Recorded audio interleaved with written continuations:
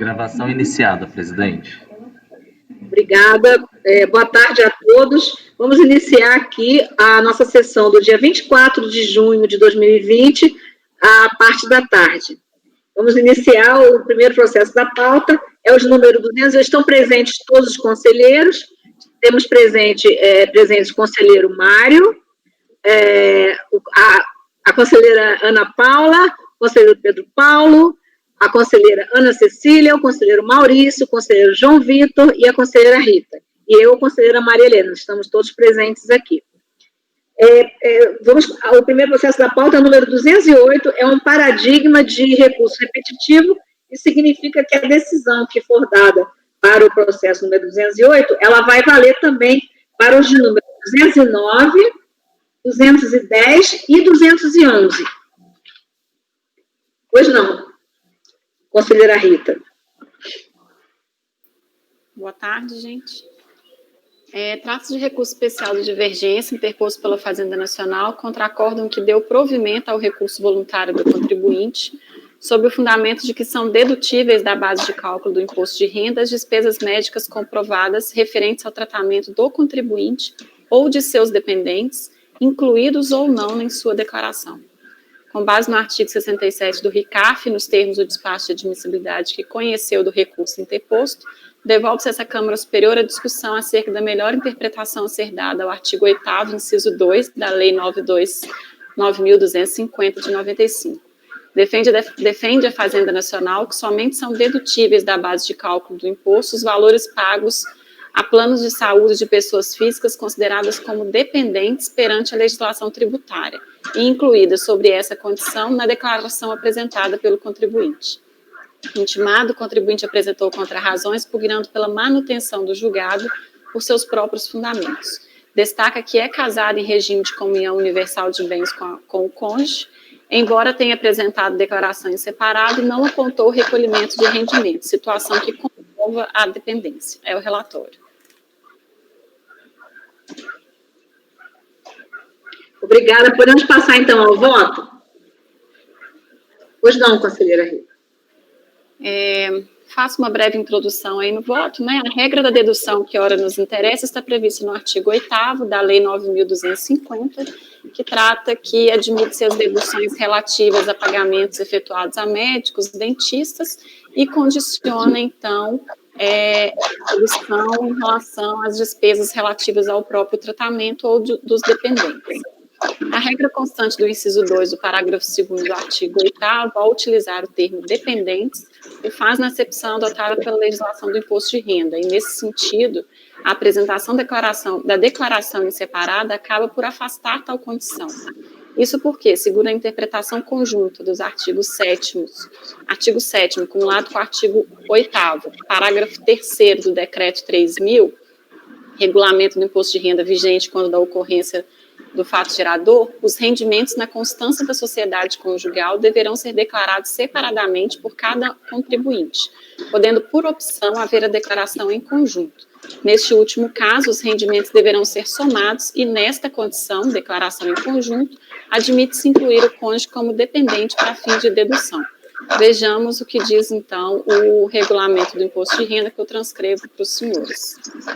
Há tempos, essa é a orientação aplicada pela Receita Federal do Brasil, conforme consta no Perguntas e Respostas do Imposto de Renda, esclarecimento nesse sentido. Como exemplo, citamos orientações constantes do perguntão relativo ao presente ano calendário de 2009, que remetia e que já reproduzia explicação também para aquele ano ora impugnado. Transcrevo para os senhores. É verdade que a declaração apresentada pelo cônjuge do contribuinte não apontou rendimentos. De toda forma, tal situação, no meu entendimento, não afasta a aplicação dos dispositivos acima transcritos, os quais são taxativos acerca das formalidades que devem ser observadas para fins de dedução das despesas. Então, diante do exposto, eu estou dando provimento ao recurso da Fazenda Nacional.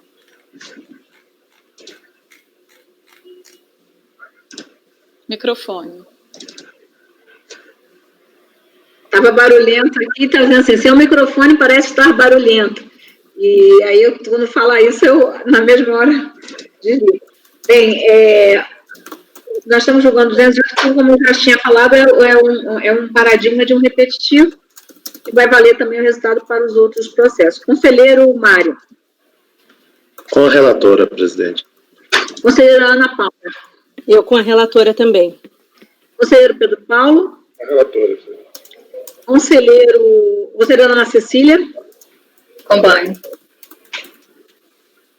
Conselheiro Maurício. Acompanhe, presidente. Conselheiro João Vitor. Eu acompanho. Eu também acompanho. Então, por unanimidade de votos, conhecer do recurso e o mérito, dar-lhe provimento. E aí, então, esse mesmo resultado vai ser aplicado no processo número 209 do mesmo contribuinte. Então, 209, por unanimidade de votos, conhecer e o mérito, dar-lhe provimento. E também de número 209, 210 também, a mesma coisa, por unanimidade de votos. 210 e 211, né, por unanimidade de votos, conhecer, ter no mérito, dar-lhe provimento. E em relação também ao 211, tudo do mesmo contribuinte, né, é do 208 ao 211, por unanimidade de votos, conhecer do recurso e, no mérito, dar-lhe provimento. Agora, obrigada. No 212, 213, continua o mesmo contribuinte, eu coloquei junto, mas já não é mais o recurso repetitivo. Então, esses outros estavam vindo da sessão de março, né, os repetitivos. Esses aqui não são repetitivos, são processos independentes e são de relatoria também da conselheira Ana Cecília, do mesmo contribuinte. Podemos, então, passar para o relatório, para o processo. Ok. Aqui trata-se de recurso especial interposto pela Procuradoria da Fazenda Nacional. Eu transcrevo a ementa do julgado. A matéria que subiu para rediscussão pelo colegiado é a questão da validade da intimação realizada por edital após a tentativa de intimação por via postal ter sido frustrada.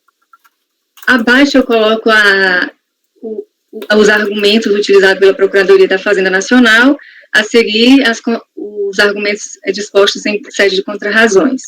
E aí eu vou passar para a análise do voto, porque tem uma questão de conhecimento. Pois não. E se restar alguma dúvida sobre os argumentos, eu retorno, como de costume, no relatório. Questão do conhecimento. Com relação ao conhecimento do recurso, cabe averiguar a existência da divergência jurisprudencial suscitada pela Procuradoria da Fazenda Nacional, considerando as distinções fáticas entre o caso concreto analisado no acordo paradigma e o presente caso apreciado pelo acordo recorrido.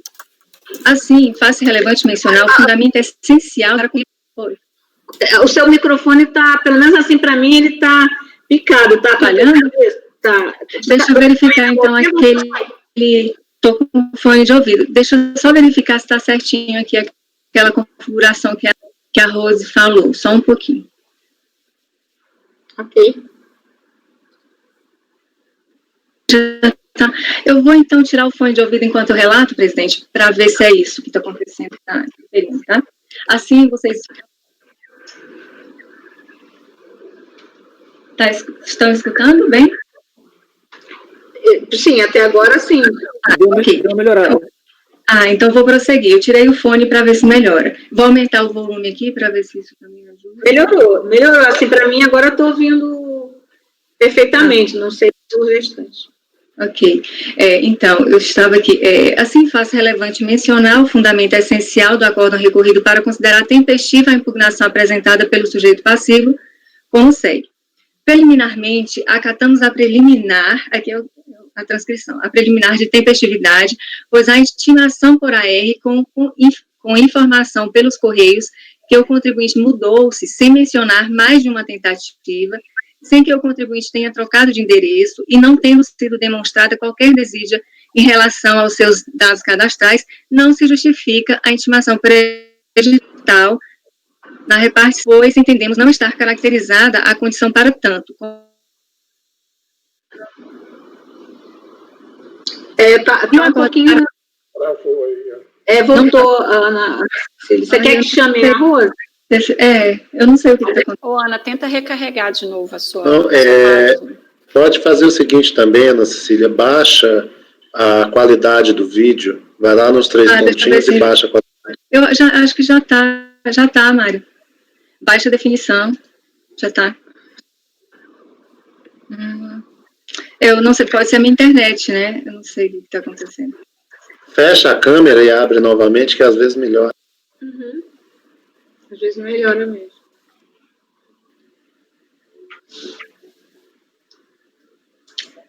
Será? Vamos ver? Aí, qualquer coisa vocês me interrompem que eu tento fazer o mesmo procedimento. Aí o acórdão... Deixa eu ver onde está. Vamos ver. Então, a gente está na questão do conhecimento, eu fiz menção aqui ao que foi descrito no acórdão recorrido, qual foi a razão considerada pelo recorrido para considerar para indicar que foi tempestiva a impugnação apresentada pelo sujeito passivo. O acórdão paradigma, por sua vez, de número 1401002-111, assim tratou da tempestividade. A DRJ-SDR julgou o processo em 3 de fevereiro de 2011, tendo sido a decisão encaminhada à contribuinte em 22 de março de 2011 pelo correio.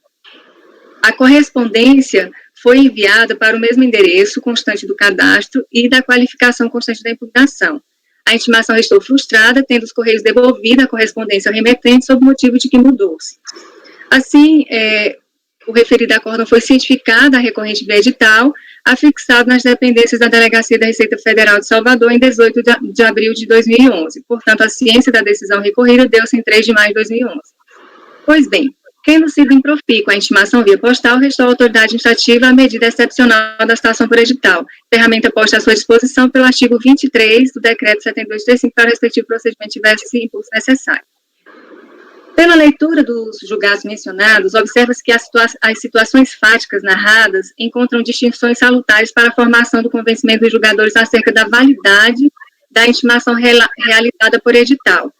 Nota-se, pelo que se depende dos fatos constantes dos presentes autos, que não foi considerada improfícua a intimação por via postal, pois os Correios informou de forma equivocada que o contribuinte mudou-se sem mencionar mais de uma tentativa, bem como sim que o contribuinte tenha trocado de endereço e sem demonstração de qualquer desídia em relação aos seus dados cadastrais, o que não justifica a intimação por edital na repartição, ausente a condição para tanto. Já no que se refere ao acórdão paradigma, o caso concreto narrado não se cerca das mesmas nuances, ou, ao menos, não foram expostas em seu teor informações suficientes para se concluir pela existência de identidade dos fatos em comento. Assim, a partir das informações constantes do citado paradigma, não restou questionada a informação de que, de fato, o contribuinte havia se mudado de endereço, situação que consubstanciou sem óbice para a intimação via postal, ensejando a necessidade de intimação por edital. Portanto, considerando que o paradigma indicado não trata de situação semelhante à dos presentes autos, não se mostra possível identificar a divergência suscitada pela Procuradoria da Fazenda Nacional.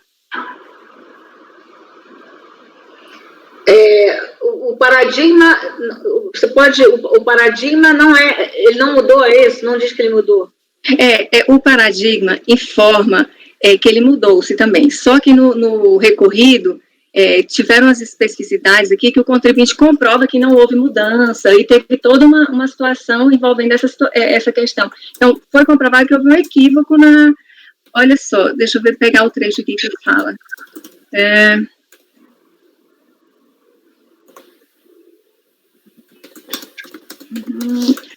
Os fatos constantes dos presentes autos, não foi considerada improfícua a intimação via postal, pois os Correios informou de forma equivocada que o contribuinte mudou-se. Então, nesse processo que a gente está analisando aqui, no acórdão recorrido, identificou que foi um equívoco dos Correios. Ele não se mudou. De fato, não tinha se mudado. Tinha constado o termo lá no AR, mas não tinha se mudado. Sem mencionar mais de uma tentativa, bem como sem que o contribuinte tenha trocado de interesse e sem demonstração de qualquer desídia em relação aos seus dados cadastrais, que não justifica a intimação por edital da repartição ausente a condição para tanto. Já no outro caso, não teve essa discussão de se mudou ou não, só considerou que foi dito no AR, mudou-se e tomou aquilo como como verdadeiro, e aí deu a análise do caso de acordo com o que eles fazem. Eu estou entendendo aqui que os fatos, eles têm nuances distintas, e por isso não seria o caso de conhecer o recurso. Essa é a questão posta para discussão. A conselheira, então, está não conhecendo do nacional. Esses aí, os dois são iguais? Os dois são a mesma coisa? Os dois processos? Vou conferir, presidente, para não dar uma informação. Enquanto isso, eu vou tomando os votos desse. Tá. É isso aí, depois você só fala se é igual. Conselheiro Mário. Presidente, de fato, são situações diferentes, as retratadas no acórdão paradigma e no recorrido, sob a minha ótica, então acompanho a conselheira Ana Cecília no sentido de não conhecer do recurso especial da Fazenda Nacional. Conselheira Ana Paula. Eu vou acompanhar a relatora também. Conselheiro Pedro Paulo. Acompanho, presidente. Conselheiro Maurício. Eu vou divergir, presidente. Eu estou imaginando aqui que, assim, o ponto central, em ambos os casos, né, tanto no recorrido quanto no paradigma, é que a intimação foi improfícua, né, improdutiva, independentemente do motivo dado, né. O fato é que, tanto num caso quanto nos outros, o Fischer não conseguiu intimar o camarada no endereço residencial dele. Ainda que por um erro eventual erro do correio, o que seja, eu acho que o motivo pelo qual se deu de forma improfícua a intimação pode ter se variado, mudou, desconhecido, mas que foi improfícua em ambos os casos, improdutiva, né, sem ter surtido o efeito desejado. Para mim, os casos são bem similares, né, vamos dizer assim, né? Daí eu estou divergindo, presidente. Conselheira Rita. Desculpa, conselheira Aldinucci. Olha, esse quadrinho tem que desapegar dele.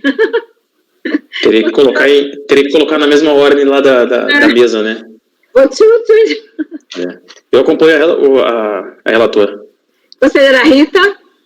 Eu estava até tentando abrir aqui o recorrido, mas eu vou acompanhar a relatora, até porque no paradigma a tempestividade foi analisada de ofício, né? O contribuinte ele nem traz o argumento no sentido de que ele teria ou não mudado, se ele permaneceria no mesmo endereço, né? Tanto que no paradigma ele fala, o contribuinte ele nem passa pela tempestividade, mas considerando a data do edital é intempestivo, ponto. Então, essa discussão se houve ou não houve mudança de endereço, se podia ou não podia intimar por edital, eu acho que não foi debatido no colegiado. Então, a questão do erro em si, né, daquele que teria um erro para designar a informação dos Correios. Eu também voto com a relatora. Então, Maurício. Desculpe. Só um comentário aqui, assim, eu penso que, assim, fragiliza muito, né, a ação fiscal, o procedimento fiscal em si, né, a questão procedimental, né, porque uma intimação que eventualmente voltou, a informação de mudou-se, né, e aí que a rigor daria asa ao fisco a fazer a intimação por edital. Se lá na frente, se ele por um motivo ou outro, o contribuinte vem dizer que não...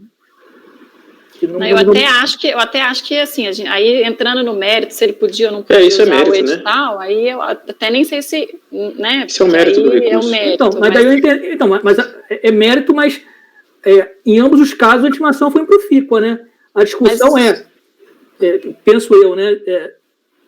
Improfícua, eu faço para o edital ou teria uma outra possibilidade de eu deveria ter uma exigência a mais? Eu tenho que provar. Além de ser improfícua, o fisco teria que provar que realmente ele não residia naquele local, assim, o que não teria sido erro do carteiro em informar que mudou-se. Assim, um desconfortável para mim, mas as situações são bem similares, né? Mas, enfim, não foi diga-se de passagem, também não foi feita nem a segunda, né? Nem a segunda intimação, porque, na verdade, a Receita paga para 3, não é? Paga para 3. O carteiro o carteiro tem esse procedimento, inclusive a Justiça, alguns julgados companheiros vêm exigindo que tenham essas 3 tentativas, mas a legislação do PAF não, a rigor, não exige que haja as 3, né? Até onde eu conheço aqui. Mas o carteiro realmente ele vai 3 vezes. Até no AR tem um espaço lá para colocar a primeira tentativa. Mas, enfim... Quando se paga para esse serviço de AR, todo esse serviço de intimação e tudo, está se pagando pelas 3, né? Está se pagando taxa, que é o que vem ali. Não, eu estou falando só porque é também uma nuance desse. Mas a informação de mudou-se, a rigor, o contribuinte, o carteiro não volta lá, né?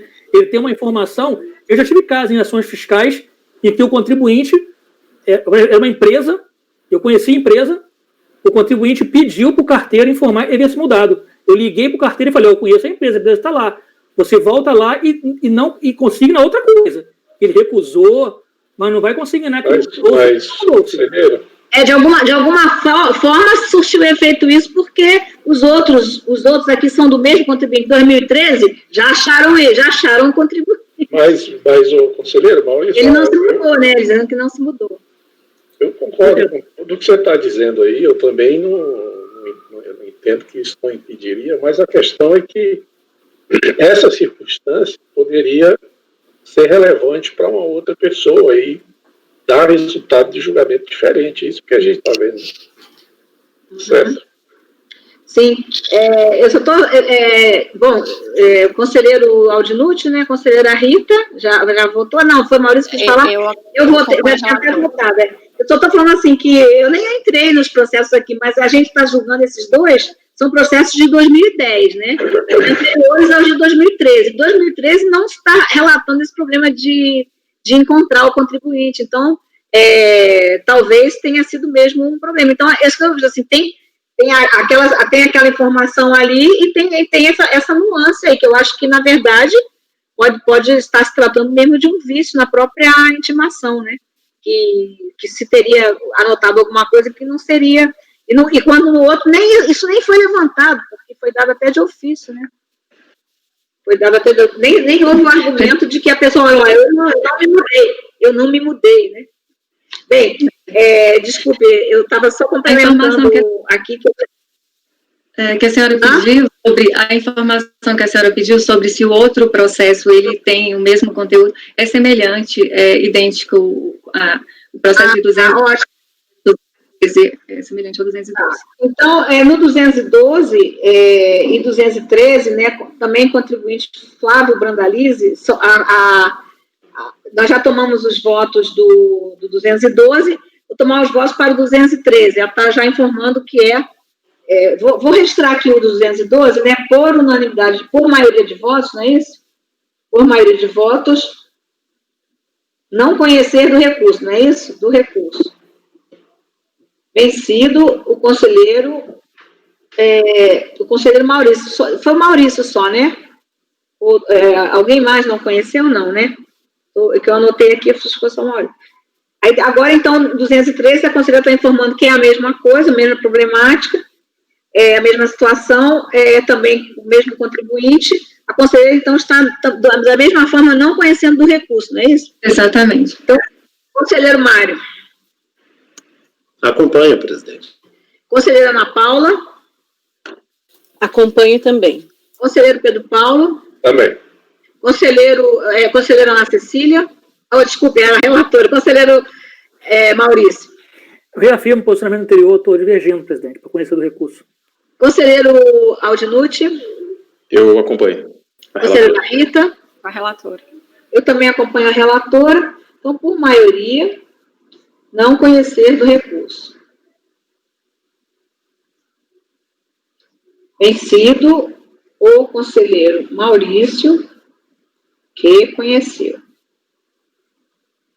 Eu preciso colocar aqui em cima. Certo. Agora passamos, então, podemos passar, então, agora vamos ter um outro repetitivo. Conselheira Rita. O contribuinte é Laurent Pierre Serrigny. Ele é um paradigma e o mesmo resultado vai ser válido, vai ser aplicado para os processos seguintes, 215, 216 e 217. 215, 216 e 217, certo? É o recurso repetitivo. Aí eu penso também quem está com um paradigma repetitivo que tenha aquele cuidado de não especificar assim folhas, então não caracterizar assim, para poder ficar um voto mais genérico. A menos que seja alguma peça importante, mais importante, que aí na formalização se personaliza. Mas E sendo assim só uma questão que não tenha que se especificar uma determinada folha seja imprescindível, para fazer dessa forma, é a orientação. O processo 214, ele tem a mesma problemática do processo que nós julgamos, o 208. Trata, então, de um recurso da Fazenda Nacional interposto contra a decisão que permitiu a dedução de despesas médicas relativas a dependentes não declarados na declaração do imposto de renda do titular. Então, aproveitando o mesmo voto que eu já fiz a leitura do item 208, eu estou dando provimento ao recurso da Fazenda Nacional para reconhecer que somente podem ser dedutíveis aquelas despesas relacionadas a dependentes informados na respectiva declaração de imposto de renda do titular. Ok. Então, a conselheira está conhecendo e, no mérito, dando provimento ao recurso da Fazenda Nacional. Só entraram aqueles dois entre eles porque era do mesmo contribuinte que a gente sempre... E a diferença é que nesse daqui não teve peça de contrarrazões, e no 208 tinha contrarrazões. Então, acho que por isso também eles separaram. Ok. Então, em relação ao 214, que vai valer para 15, 16, 17, vou tomar os votos. A conselheira está conhecendo e, no mérito, dando provimento ao recurso da Fazenda. Conselheiro Mário. Com a relatora, presidente. Conselheira Ana Paula. Não, só uma pergunta, Rita. Eu não prestei atenção nessa parte. Você sempre votou assim? Não sei se a gente já teve...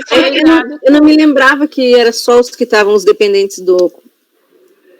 Bem, eu vou acompanhar, então, é que eu fiquei em dúvida um pouquinho. Eu não lembro de já ter julgado isso como relatora, mas... Aqui, olha, a questão de só ser o que é dependente, isso é uma regra. Aqui está se falando só da questão do plano de saúde, né, por causa do plano de saúde. Aham. Que se tem esse debate, mas acho assim, do plano de saúde... Fiquei um pouco confusa, eu não me lembrava dessa discussão, por isso que perguntei se a gente sempre votou assim. Mas eu vou acompanhar. Conselheiro Pedro Paulo. Relator. Conselheira Ana Cecília. Eu só tenho uma dúvida. Nesse caso aqui, Rita, era o cônjuge, fez declaração em separado e usou... No outro processo, a gente ainda discutiu a existência de uma declaração em separado da pessoa que foi indicada lá, né, da despesa médica dessa pessoa, e sob a argumentação de que, embora tenha sido feita em separado, ela não tinha rendimento. Nesse processo aqui, nem há argumentação de que há declaração, ou se foi feita em conjunto ou em separado. Não teve declaração da suposta dependente, nada como dependente, mas foi realizada a dedução. Isso, dos gastos com essa pessoa. Ela só não consta na declaração como dependente. E nem fez declaração, e nem tem essa informação, se fez, se não fez. Perfeito. Não, então, nesse caso, eu acompanho. Conselheiro Maurício. Acompanho, presidente. Conselheiro Aldinucci. Acompanho. Eu também acompanho. Nesse caso, inclusive, é óbvio que, assim, claro que não está aí, nem precisaria, mas que vai ter uma declaração separada. Do contrário, se o contribuinte está colocando, inclusive, despesa médica, ele, no mínimo, iria colocá-la como dependente, né? Aliás, Cecília, corrigindo, aqui houve a declaração em separado, sim. A diferença da outra é que na outra tinha a argumentação de que era separado, mas a declaração não tinha rendimentos. Nessa daqui não entrou no mérito se a declaração em separado, ela também declarava rendimentos ou não. Entendi, porque tem alguns casos, eu tive essa dúvida, porque tem alguns casos, e a gente vai ter até processo meu, salvo engano, amanhã, em que há um erro que eu considero um erro de fato, porque a declaração dos dois, declarações em separado, né, tanto do cônjuge varão como da varoa, e o cônjuge, no caso, deduz as despesas médicas na declaração de um deles, a despesa relativa aos dois. Só que, nesse caso, não há uma dedução, uma duplicidade de dedução. Por exemplo, ele deduz na dele uma coisa que ela também já deduziu na dela. Nesses casos específicos, eu tenho a tendência de entender que esse erro, de fato, ele não causa nenhum prejuízo ao fisco, porque se eles não estão se beneficiando em duplicidade, ou algo fora do que a legislação prevê, porque eu não nego que a lei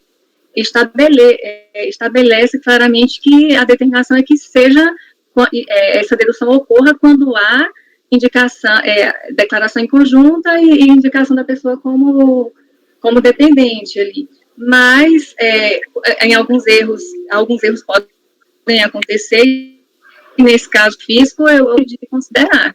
Aí eu não sei se esse caso seu, ele vai... Aqui eu não me recordo de ter argumentação no mínimo ela fez. De que a cônjuge não teria declarado isso na no mínimo foi pelo simplificado, Rita. Ninguém faz isso para não pôr assim. Sempre é assim, se coloca então, o varão é virago, o feminino é virago, né? Cônjuge virago. É virago, e aí, com certeza, é porque ela declarou com... Se ela não foi, como o padrão, mas o padrão substitui as deduções e descontos. Então, é o mesmo, é como se ela tivesse deduzido. Então, tem sim um prejuízo. Só dizendo assim que se ela fez separado, não tem como. É o padrão ou ela colocou também. É isso que eu tô... Ninguém vai fazer para não colocar. Deve ter eu isso. Não consegui escutar.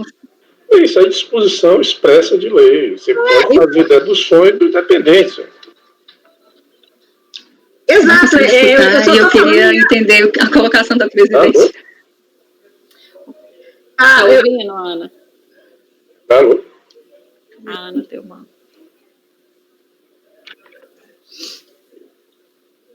Agora eu acho que... Eu já vou falar.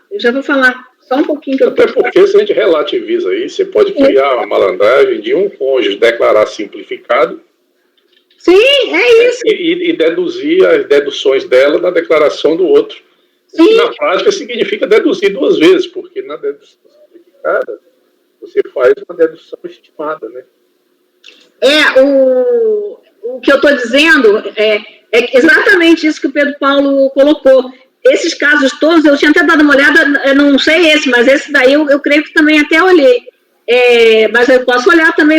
É porque o contribuinte faz na dele e põe as despesas, opta pelas deduções. E a pessoa que faz pelo simplificado. Então, não é que ela não usou, ela usou e estão usando ele substitui todas as deduções, né? Tem essa informação de que ela fez simplificado, foi, Rita? Isso eu deixa eu Mas a regra também não pode... Mas ainda que não fosse, assim, a leitura que eu faço do dispositivo eu declaro a minha despesa e a despesa que eu tive com os meus dependentes. Se eu estou pagando, por exemplo, o plano de saúde do meu marido, e ele não é meu dependente, porque ele faz a entrega da declaração em separado, essa é uma despesa minha que não pode ser dedutível e nem ele pode deduzir na dele, porque isso não saiu do patrimônio dele, da renda dele. Para isso, a gente precisaria juntar, fazer a declaração em conjunto e aí sim indicar um como essa dependente. Essa parte final aí eu não concordo, não, mas não está em discussão aqui. Né? Eu também penso de uma forma mais aberta do que a Rita nessa parte. Eu tenho um posicionamento um pouco diferente nesses casos específicos, assim. Mas eu vou então, Rita, só um minutinho, deixa eu abrir aqui, ver se tem a informação. Tem, que é desconto simplificado? Com certeza tem. Porque tem essa questão de dedução independente, também tem uma outra coisa, porque junto com a dedução independente, tem a obrigação de declarar rendimentos de dependentes. Então, o cara pode ter um filho que tem um rendimento, e aí, para dar uma de João sem braço, ele não declara ele como dependente para não atrair o rendimento e declara a despesa da dedução, entendeu? Então, essas coisas, alguém pensou nisso antes da gente. Mas eu acho assim, a gente não pode, assim, presumir uma má-fé. Eu sempre penso que, assim, eles podem acontecer. Eles podem acontecer, eles de fato acontecem. Inclusive, existem vários acórdãos aqui do Conselho que tem esse mesmo posicionamento que eu estou adotando, não é um posicionamento, assim, particular e... Então, eu vejo e já adotei, já segui outros colegas na turma ordinária, quando era da turma ordinária, existem vários acordos do Conselho nesse sentido, e eu acho que é fundamental saber que isso é uma análise muito casuística, claro, porque pode se incorrer numa situação como essas que o Pedro está mencionando, mas eu não acho que seja a regra e nem que eu possa presumir que por presumir que isso possa gerar uma fraude, eu limite um direito.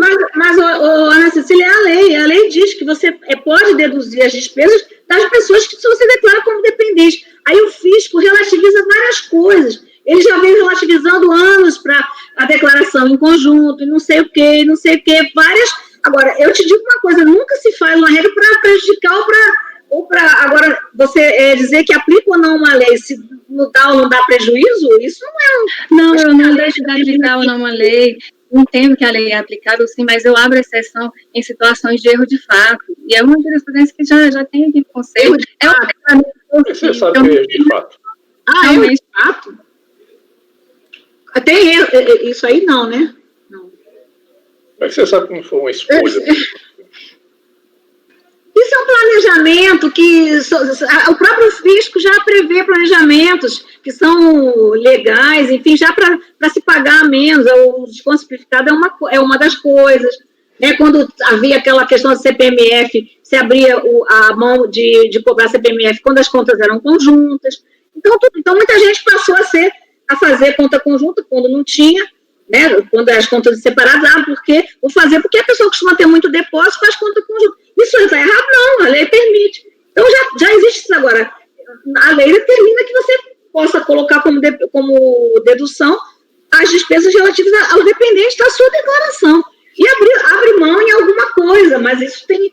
Presidente, a lei ela não é tão clara, até porque em 2007, salvo engano, sim, o perguntão dizia de forma contrária, sem que a lei alterasse, o perguntão mudou a forma de especificar. Então, assim, a gente não pode dizer que o entendimento seria contrário à lei, se a própria Receita já se manifestou em algum momento, sim, com a vigência da norma de uma forma diferente.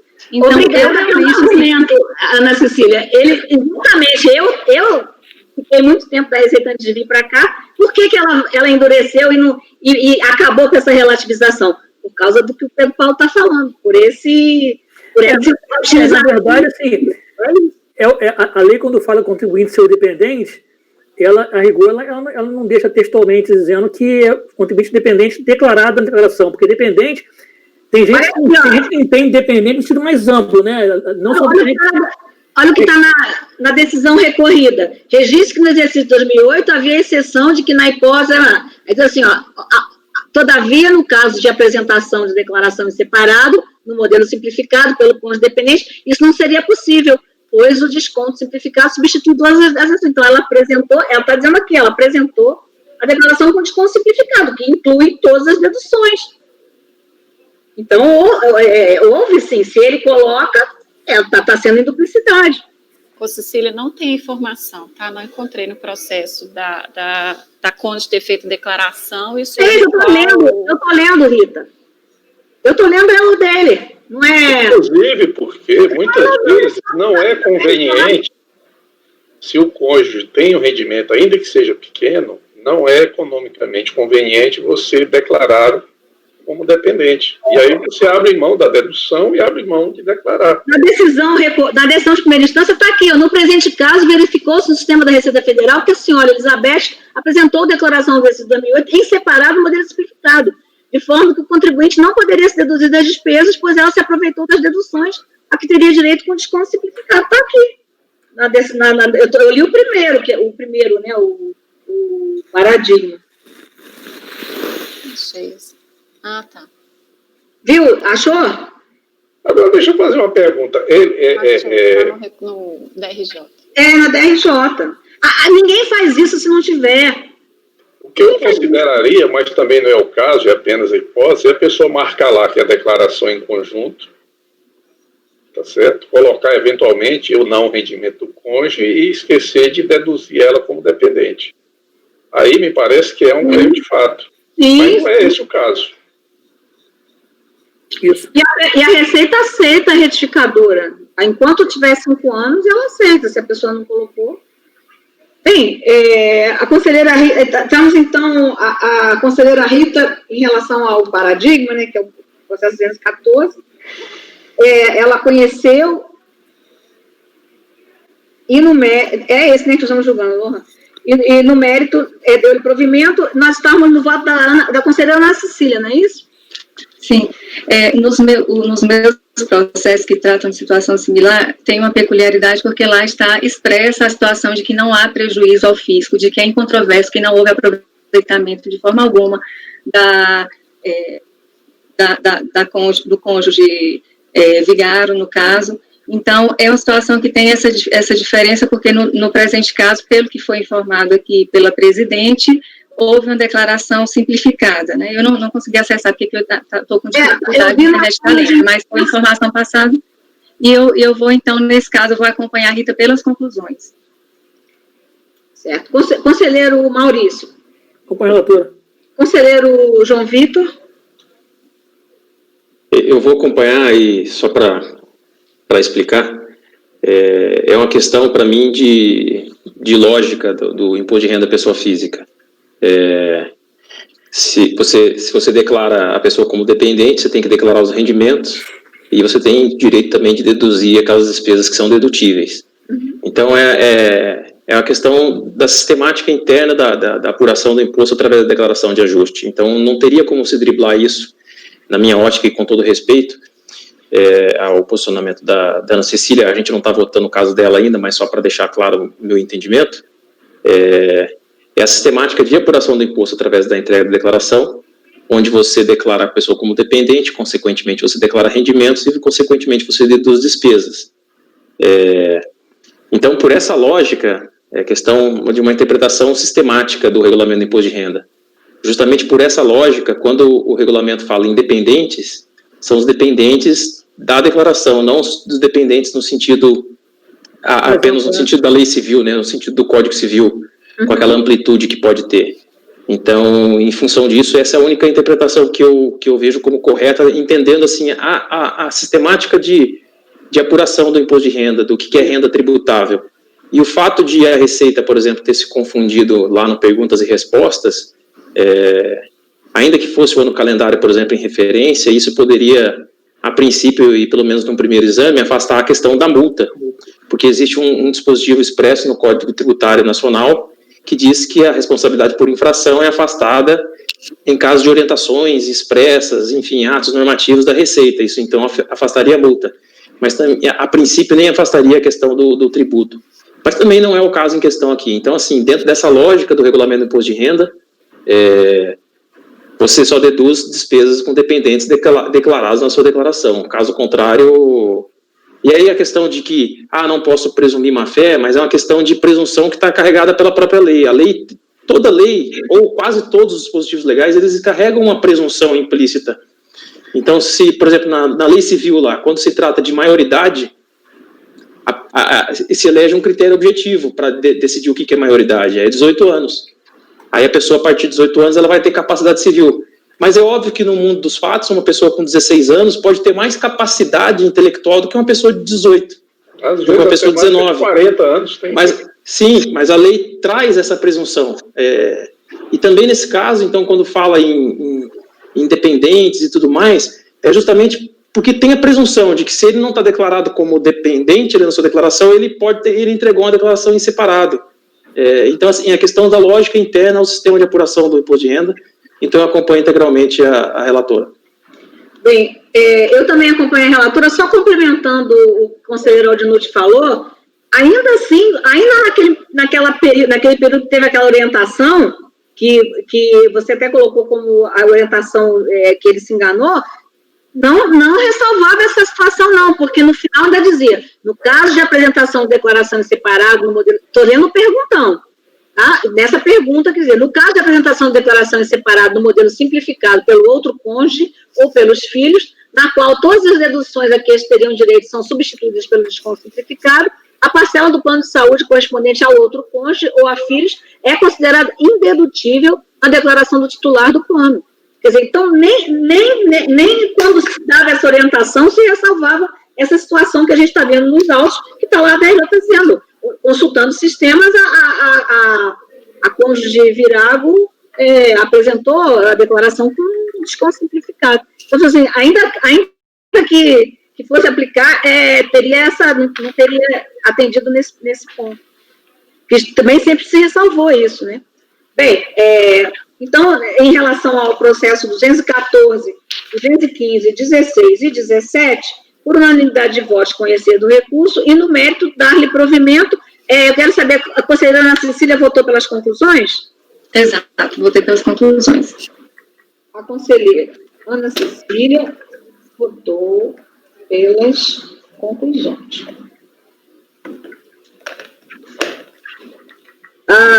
Agora, então, vamos para a conselheira Ana Cecília. Vamos, então, para o número 218.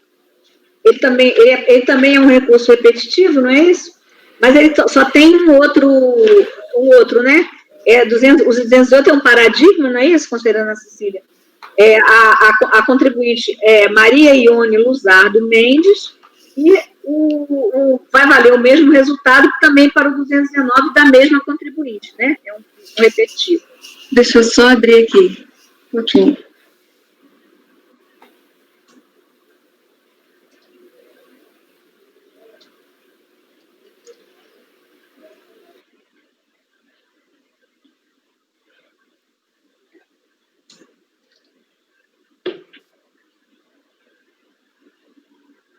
Está demorando um pouco, mas é porque o sistema aqui só um pouco.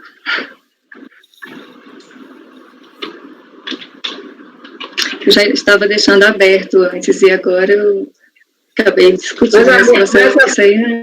Mas o som agora está muito bom, Ana Cecília. Depois que eu mexi naquela, que eu travei, destravei a câmera. Agora abriu. Aqui, presidente, trata de recurso especial interposto pela Procuradoria da Fazenda Nacional. Abaixo eu transcrevo a emenda do acórdão recorrido. Aqui a gente subiu para a rediscussão os requisitos para comprovação da data de início da moléstia grave. Aquela questão da isenção do imposto de renda, né?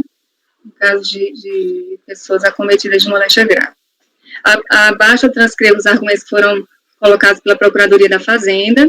Intimada, a contribuinte não apresentou contrarrazões. Um breve relatório, no decorrer do meu voto, eu acabo especificando melhor. Eu estou conhecendo o recurso, se encontra tempestivo e presente os demais requisitos de admissibilidade. Aqui eu repito qual foi a matéria que subiu para a gente discutir. Sustenta a recorrente, em síntese, que o artigo 30 da Lei 9.250 de 95 exige a comprovação da moléstia grave por laudo médico oficial, entendida essa exigência, inclusive, quanto à comprovação da sua data de início, sendo que esse marco deve ser aposto de maneira clara e específica no referido laudo. O acórdão recorrido, assim, tratou do tema. Aí que eu transcrevo os trechos, eu vou até fazer uma rápida leitura. O lançamento, assim como faz a decisão de primeira instância, fundamento não reconhecimento da isenção ao argumento de que o laudo não indica a data em que a doença foi contraída. Embora o laudo seja o documento essencial, nada impede que o julgador, com base em outros elementos trazidos aos autos, firme sua convicção no sentido de definir eventual lacuna ou incongruência no documento emitido pela perícia. É o que ocorre nos presentes autos. A documentação acostada justifica a aceitação dos argumentos esposados pela recorrente, haja vista que por suficiente documentação comprova-se que ela padece de doença indicada no laudo desde o ano de 2009. Portanto, deve-se reconhecer o direito à isenção. Compulsando-se os autos, observa-se que o laudo médico, que complementa o laudo oficial com a data de início da moléstia, é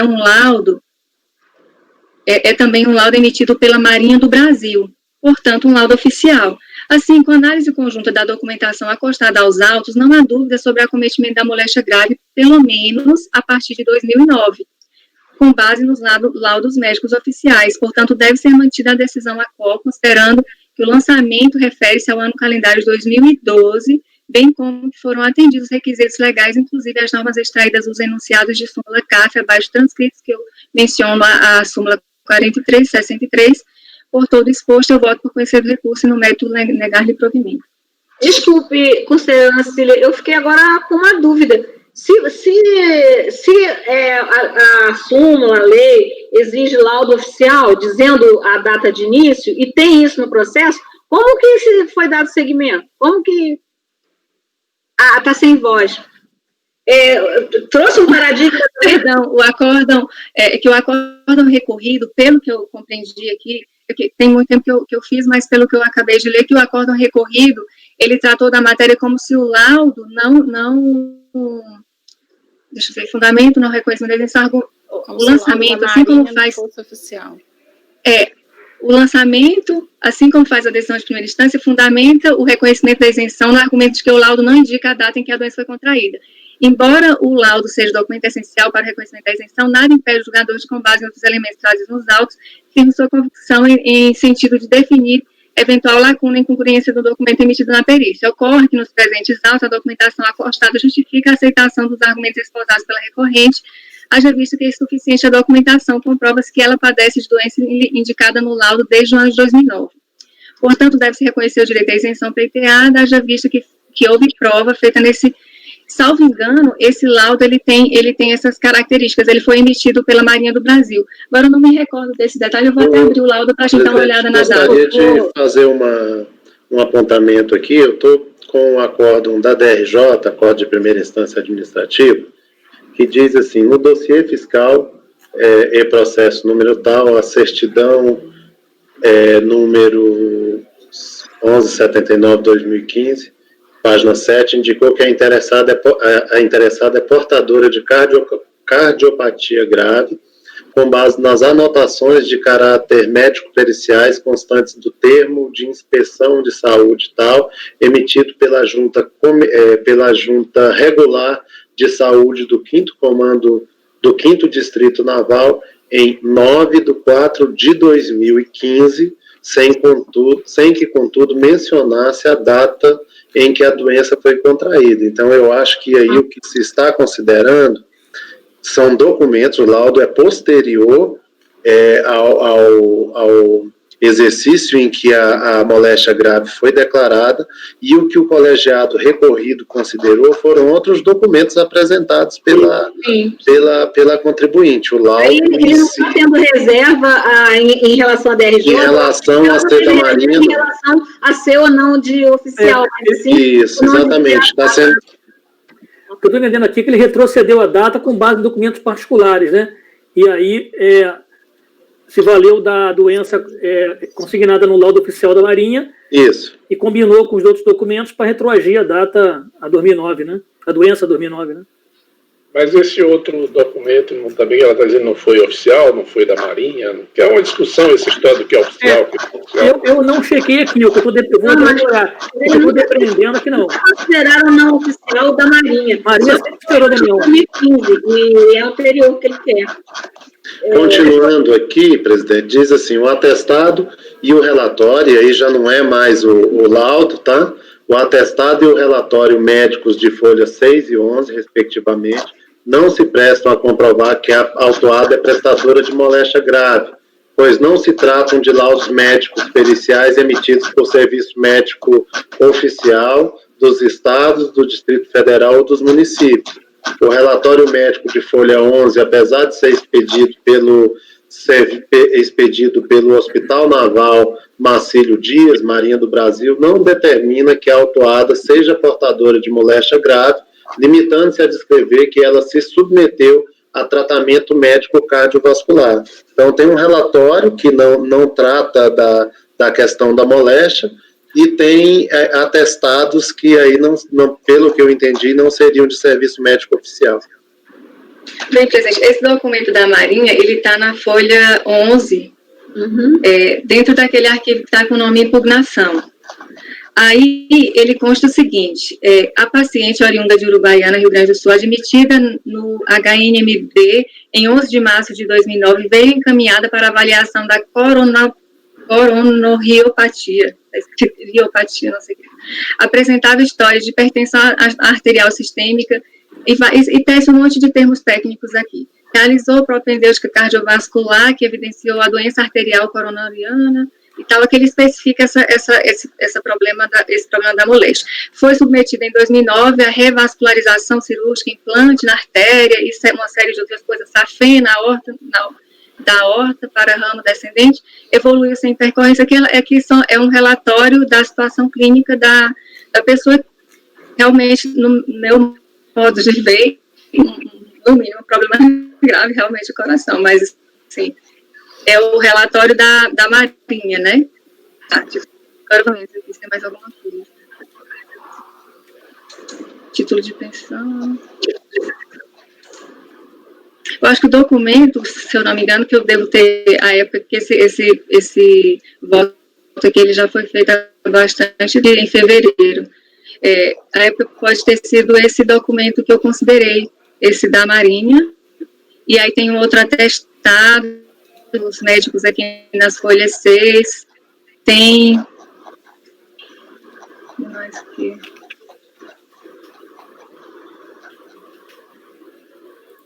Estou recebendo. Os documentos que atestados como recebidos aqui foi esse documento por médico que esteja de doença grave, os rendimentos recebidos por contribuinte, deixa eu ver se eu encontro mais esse relatório nunca diz, né, que ela tenha moléstia grave, né? Fala várias coisas que aconteceram, mas ele é de 2016, né? Ele é de 2016. Mas ele se remete a 2009. Quando ele fala dessas coisas todas, ele não diz que ela tinha... A cardiopatia grave, né? Cardiopatia grave. Mas ele disse sempre entendi que não cabe a gente ficar olhando o relatório médico. Sim. Se o médico tivesse escrito uma linha, é portador de cardiopatia grave, desde tal data. Nem precisava. Portador de moléstia grave do artigo tal. Para mim, já nem sabe dizer qual é a doença. Se ele disser que ele é portador... Porque esse negócio de doença, porque às vezes tem um nome difícil, eu penso que... Só que veja bem, a notificação do lançamento, olha só o fundamento deles aqui. O contribuinte apresentou a certidão de folha de número 1179 pelo Centro de Perícias Médicas da Marinha do Brasil, com a data de 2015, na qual não se encontra consignada a data do início da doença. Por conseguinte, a data a ser utilizada para fins da isenção do imposto, geraram o laudo, esse laudo da Marinha, mas disseram que a data que deve ser considerada de 2015, que é a data em que ele foi emitido, e não a data que lá dentro do laudo tem dizendo que ela começou com um problema. Então, nesse contexto aqui, eu realmente vou manter esse posicionamento que eu já expus. Não, mas você está dizendo que no laudo diz a notificação olha só, a notificação de lançamento, ela tem o seguinte teor, folha 18, da impugnação, na pastazinha aí, impugnação do processo. O contribuinte apresentou a certidão 1179 de 2015, emitida pelo Centro de Perícias Médicas da Marinha do Brasil, com a data de 22/10 de 2015. Sim. Que é essa data, esse documento realmente ele data de 2015. Na qual não se encontra consignada o início da doença. Por conseguinte, a data a ser utilizada para fins da isenção do imposto é a data de emissão desse laudo, que é 9/4 de 2015, como consta na certidão referida. Esse foi o fundamento da descrição aqui da notificação do lançamento. Mas nesse laudo não tem a data do início da doença. Tem 2009. Não, aí. Ele não tá questionando a doença da forma que foi narrada, ele está questionando porque o laudo foi emitido em 2015. Porque eu não sei. Esse laudo eu tinha achado ele nesse instante, vou procurar de novo. Página 11, relatório médico. Está o relatório, isso não é um laudo.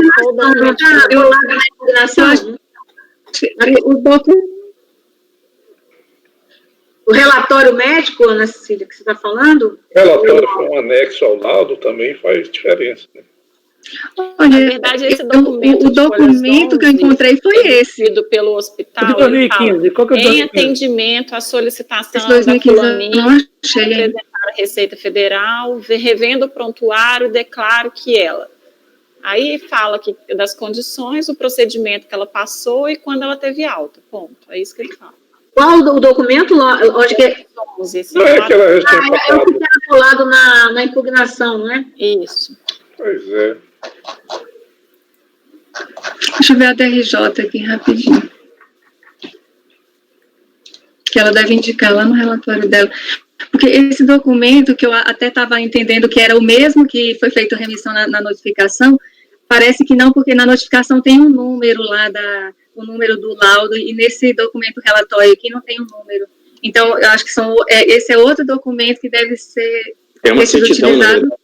Né? Tem uma certidão. Estou procurando aqui para ver. Ele deve ser só uma pensa aí, esse outro sim, só deve ser E tem um atestado médico. um complementar. De médico particular, que eu acho que esse de folha 6, que a DRJ também fala, que aí ele atesta que ela tinha a patologia com a CID e tal em 2009. Que passou pelo hospital Marcílio Dias, com a colocação de 2, não sei o quê. Mas aí acho que é particular, né? Sim, você falou folha 6, tudo está colado nessa impugnação. Mas está faltando o outro laudo.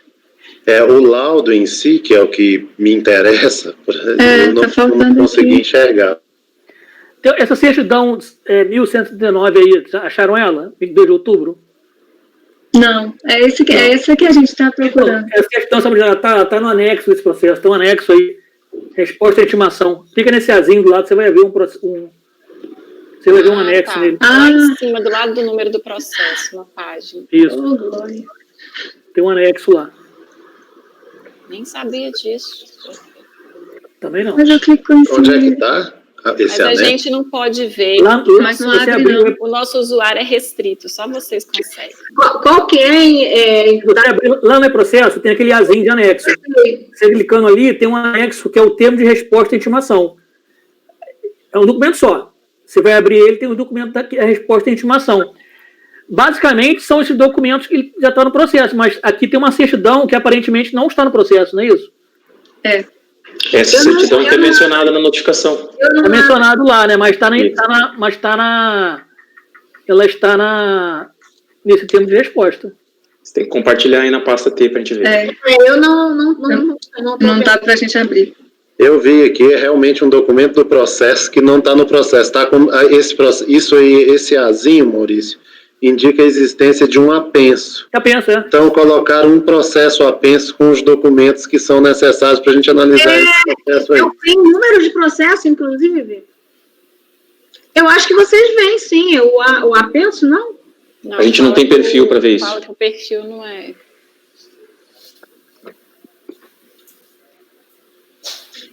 Bom, é um apenso, né? Mas eu estou vendo, são as mesmas coisas que tem no... Você vê que não é uma numeração de passo normal, ó. Olha lá. Tem uma certidão 1179 aí. Isso. Essa mesmo, Mário. Ela está datada de 22 de outubro de 2015. Provavelmente essa citada no... que a Ana Cília leu aí.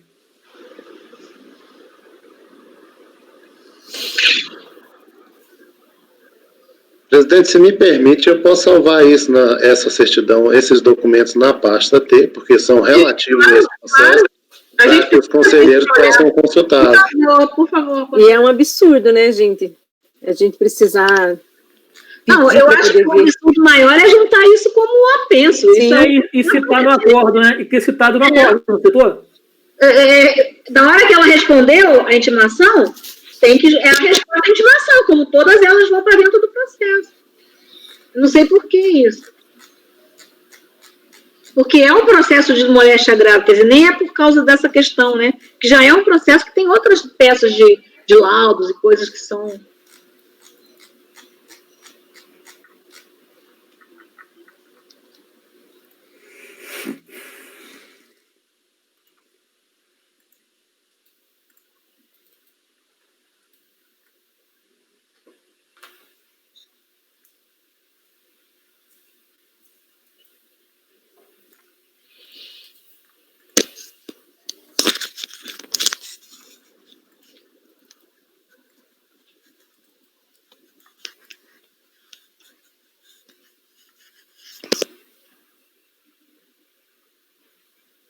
Mas aqui também não fala, né, a data de início. O Mário está colando aí para ver. Conseguiu, Mário? Mário tá sem voz. Desculpe, estou tentando colar aqui, mas não está aceitando, presidente. Vou tentar mais uma vez, vou ver se eu encontro algum lugar fora da pasta da Ana Cecília para colar. Agora não pode. Você pode colar na sua pasta. Você vai ter que colar na sua pasta só. Ah, é. Agora tem uma restrição. É isso mesmo, eu vou colar na minha, então.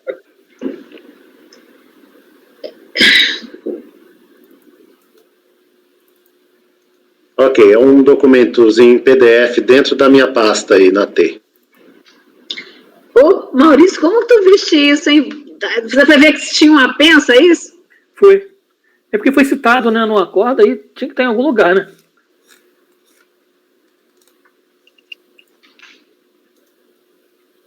Que normalmente, o Apenso, eles criam um dossiezinho de atendimento de malha, criam um dossiê e põem no Apenso, né? Mas a rigor, esses documentos do dossiê, eles vão integralmente para o PAF, né? Sim.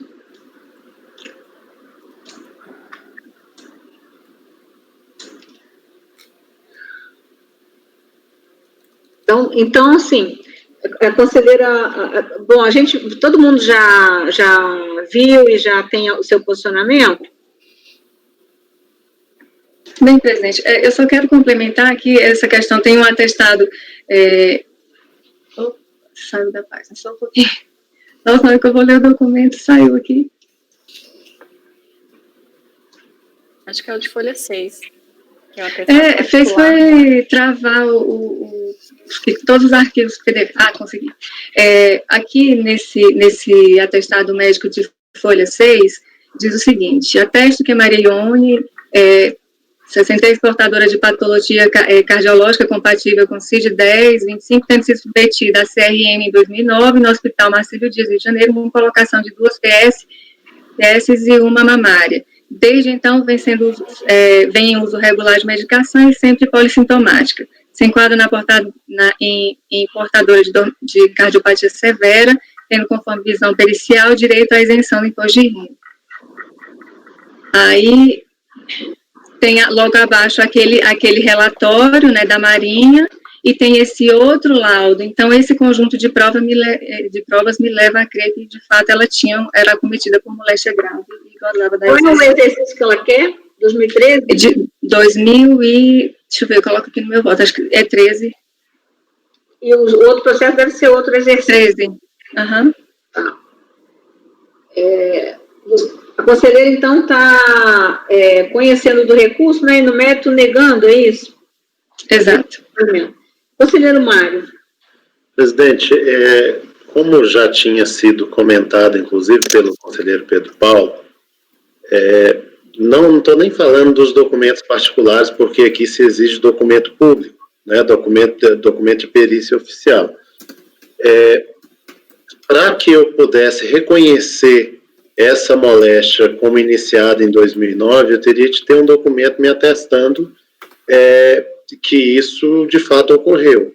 Esse último documento que eu compartilhei aí na pasta T, ele não fala isso, ele dá uma data de 2015, então, a princípio, o que se deve considerar é essa data, e eu até consideraria o relatório que foi mencionado acho que no voto da conselheira Ana Cecília, desde que ele fizesse uma remissão à moléstia grave a partir de 2009. Ele fala muita coisa, mas em momento nenhum ele fala isso. Então, eu vou abrir a divergência, né, para, no caso aqui, sendo um recurso especial da Fazenda Nacional, para dar provimento ao recurso especial da Fazenda Nacional. Conselheira Ana Paula. Eu vou acompanhar a Ana Cecília.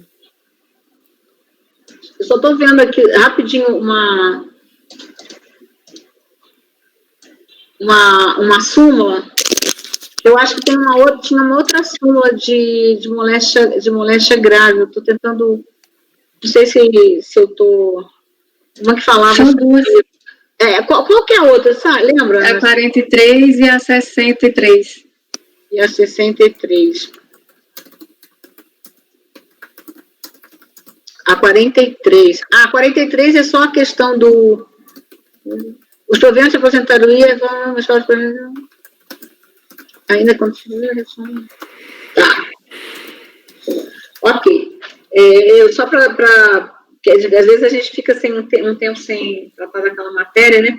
Sim, o conselheiro Mário abriu a divergência, não é isso? Isso. O conselheiro Pedro Paulo acompanhou? Acompanho a divergência. A divergência, Deixa eu só fazer uma observação rápida com relação ao atestado médico.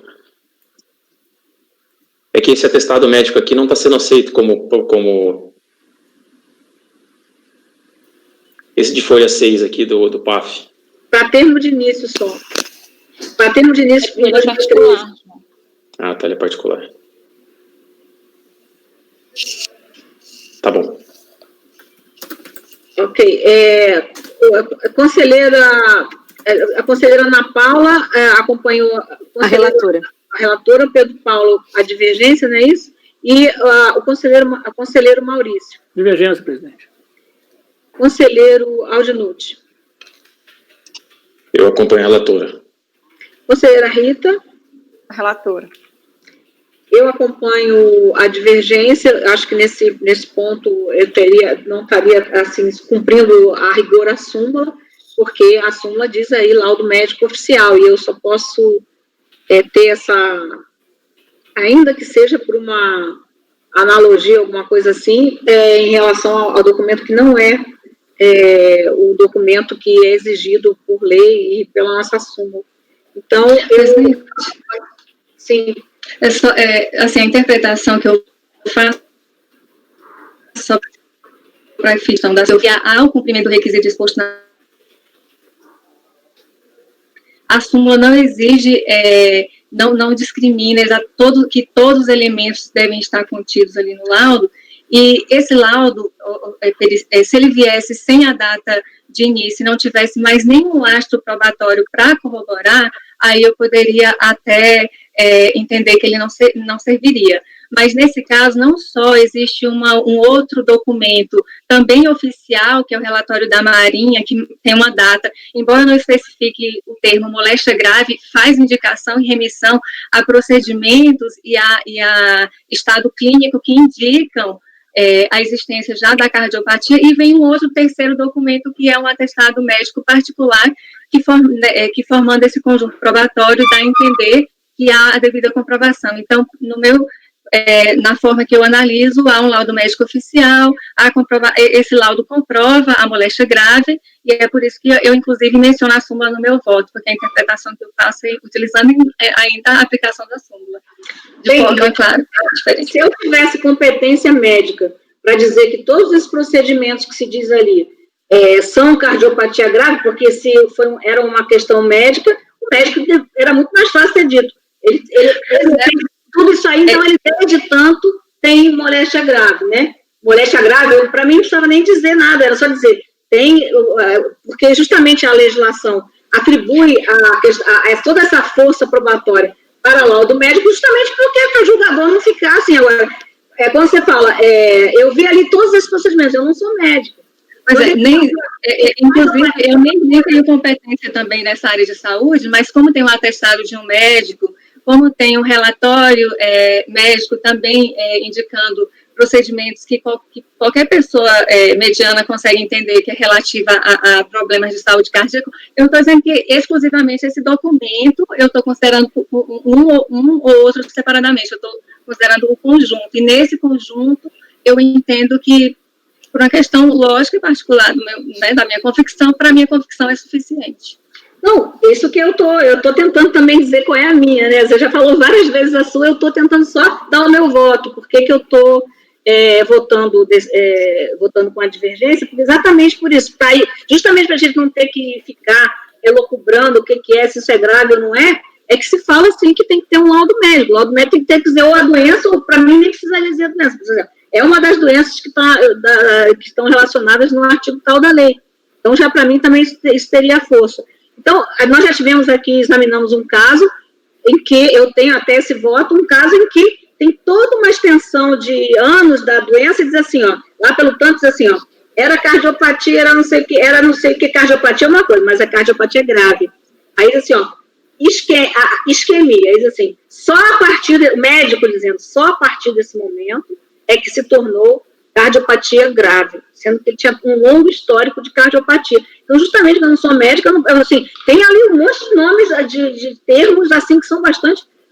isso parece ser grave, mas eu não estaria falando. Era muito mais fácil não ter colocado termo nenhum e ter dito desde tanto ele tem a moléstia grave. Então, por isso você delega para o médico usar termos que não é da... Né? Então, dependendo do que o contribuinte pediu para o hospital, ele não vai ter a resposta adequada, né? Então, mas aí é só uma questão do sistema, né? De colocar terceiros que não têm essa formação jurídica para adotar os termos corretos. Não estou falando que é o caso, mas... Ou talvez, eu não sei, né? Por exemplo, a gente coloca-se na posição de um médico que sabe, ele tem a atribuição para atestar isso, que aquela pessoa tinha moléstia grave desde aquela época. Por que ele não fala? Eu só posso entender que é porque ele está... Mas aí, nesse caso aqui concreto, como para mim, por exemplo, o atestado particular, ele tem validade, né? Eu prefiro acreditar que nenhum dos dois são documentos falsos, e aí, por essa razão, um complementa a informação do outro. Pelo contrário, eu não estou dizendo que é falso. Ao contrário, estou dizendo que ele, justamente por ele querer ser verdadeiro, talvez ele não tenha querido se comprometer de dizer que aquilo era desde aquela época. Talvez não saiba nem se era ou não. Então, eu acho que para ele seria muito fácil, para um médico é muito fácil, né, falar isso, porque ele tem a competência para isso, a lei deu para ele. E aí, se ele não utilizou, eu não posso dizer que é porque o contribuinte pediu, ele não deu, às vezes ele não deu porque ele não queria dizer uma coisa que para ele não corresponderia à realidade. Então, por isso é que eu fico na letra da lei, né, que disse, e me atenho ao laudo médico, certo? Então, eu nesse ponto, até sendo coerente com outras situações, inclusive esse que eu falei para vocês, que dizia claramente ali que só a partir daquele momento que a cardiopatia se tornou isquemia. E ele diz assim, e aí que é quando eu posso chamar de cardiopatia grave. Isso eu acho que até foi unânime aqui que nós julgamos, mas enfim, é nesse sentido que Bem, então, aqui me parece que daria voto de qualidade, não é isso? É isso? Pelo que eu vi aqui. Tá, então, a solução aqui vai ser, a proclamação do resultado vai ser, por determinação, por unanimidade de votos, conhecer, não é isso? Isso aqui é o paradigma, e aí a decisão vai ser replicada no repetido. Por determinação da lei do artigo 19, né, do artigo 19 da lei número 10.522? Isso, presidente. De 2002, introduzido pela lei número 13.988 de 2020, em face do empate do julgamento,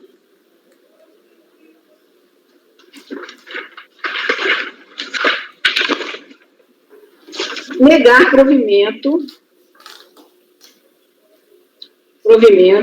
ao recurso da Fazenda Nacional.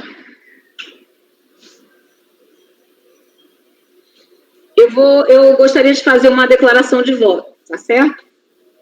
Então, eu vou consignar aqui. A conselheira Maria Helena fará declaração de voto. Bem, aí esse resultado vai ser replicado no 219, certo? Então, fica o mesmo resultado. Por determinação da lei número 10.522 de 2002, do artigo 19E, né? 19E. Introduzido pela lei número 13.988 de 2020, em face do empate no julgamento, negar provimento ao recurso da Fazenda. E a conselheira Mariana fará a declaração de voto. A mesma coisa, então, 218 e 219. Sim. Agora, 220, Antônio, o contribuinte, Antônio Serafim de Mello. Desculpa, eu não coloquei aqui. Ele foi retirado de pauta. Eu ia dizer isso, mas antes eu estou colocando porque eu não coloquei. Vencidos, né? Vencidos. Eu esqueci de pôr aqui no anterior. No anterior, que vai do repetitivo, vencidos os conselheiros. Mário, né? Isso, Mário, Pedro Paulo, né? Maurício e Maria Helena, que lhe deram provimento. Eu só estou complementando a decisão para depois não esquecer, a decisão desse repetitivo que nós acabamos de julgar. O 219, que esse foi o do repetitivo, 220, o contribuinte Antônio Serafim de Mello foi retirado de pauta. Então, vamos para o 221, continua a conselheira Ana Cecília, não é isso?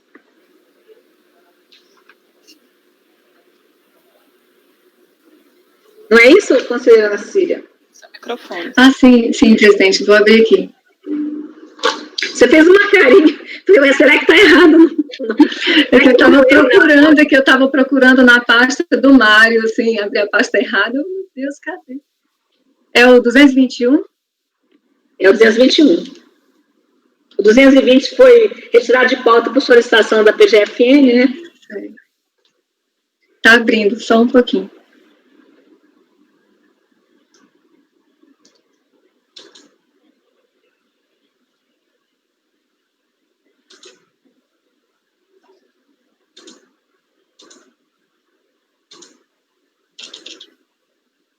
Alguém conseguiu abrir esse arquivo?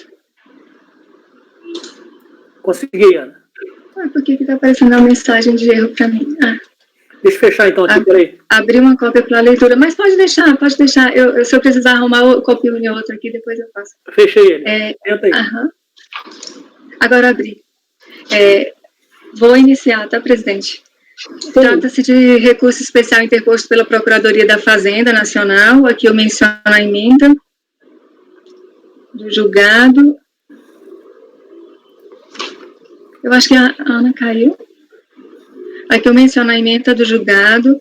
No que se refere ao recurso especial de folha 53 e seguintes, houve sua admissão por meio do despacho de folha 64 para rediscutir os requisitos para comprovação da data de início da moléstia grave. Aí que eu coloco os argumentos da Fazenda. Nossa, perdão, o outro abriu o processo, o mesmo processo. Eu achei que tivesse dado certo. Só um pouco, presidente, vou tentar abrir de novo aqui. Estranho.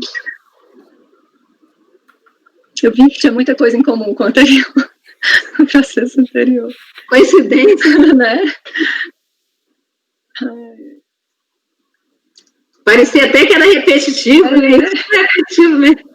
Vou recorrer para a minha outra pasta aqui. Deixa eu ver onde é que eu salvei na outra, porque não está abrindo, não está abrindo nem. Vamos lá. Agora vai. Nossa, ele deve estar aberto então em algum lugar. Só um pouco, presidente, não abri até agora o processo. Consigo. Vê se ele já não está aberto. Não sei. Eu estou achando que ele está em alguma dessas abas, que eu estou com um monte de coisa aberta aqui. Agora sim. Agora sim. A matéria aqui, o recurso especial do contribuinte, interposto pelo contribuinte. Aqui a matéria em discussão é diferente, é a dedução de pensão judicial paga aos filhos e ao cônjuge. Aqui eu transcrevo os argumentos do contribuinte, a Procuradoria apresentou contrarrazões, também eu transcrevo e eu vou passar o voto. O acórdão recorrido tratou da matéria da seguinte forma: dedução indevida de pensão alimentícia. Relata o senhor auditor que o intimado apresentar cópia autenticada dos autos da ação de oferta de alimentos e da sentença homologatória, bem como informar se a referida ação é decorrente de dissolução conjugal ou de uma deliberação pessoal do ofertante, ou mesmo de um acordo familiar, o contribuinte não logrou fazê-lo. Assim, é de glosar o valor pleiteado por falta de previsão legal, tendo em vista ser fruto de mera liberalidade entre as partes, sem lastro nas normas de direito de família, pois não ficou comprovado se havia dissolução da sociedade conjugal, o que permitiria a citada dedução. A referida decisão entendeu que o fato de existir homologação judicial do acordo não altera a natureza de suas despesas, em razão de não ter havido saída efetiva, nem tampouco ânimos de o contribuinte deixar a residência em comum com sua família. São estas as características do fato concreto em exame que demonstram as claras que os pagamentos efetuados não possuem natureza própria das despesas com pensão alimentícia. Aí aqui eu transcrevo mais alguns trechos da decisão. Indicadas as razões do acórdão recorrido, essa é importante, a conclusão. Pois bem, o ônus da prova cabe à autoridade lançadora provar a ocorrência do fato constitutivo do direito de lançar do fisco, comprovado o direito de lançar do fisco, cabe ao sujeito passivo alegar fatos impeditivos, modificativos, extintivos e, além de alegá-los, comprová-los efetivamente. Então, indicadas as razões do acórdão recorrido, destaco que o meu entendimento converge com o que foi exposado no recorrido, meu entendimento converge com o que foi exposado, considerando que o pagamento da pensão alimentícia oriunda de mera liberalidade não se subsume ao regramento atinente à dedução da pensão alimentícia. Sobre esse tema, no mesmo sentido, esse colegiado já se manifestou em muitas ocasiões, tendo prevalecido as razões que passo a expor. A fim de elucidar o meu posicionamento atual sobre o tema, faço algumas considerações sobre o contexto do qual se insere a norma civil, que tem seja tributária aplicável ao presente caso.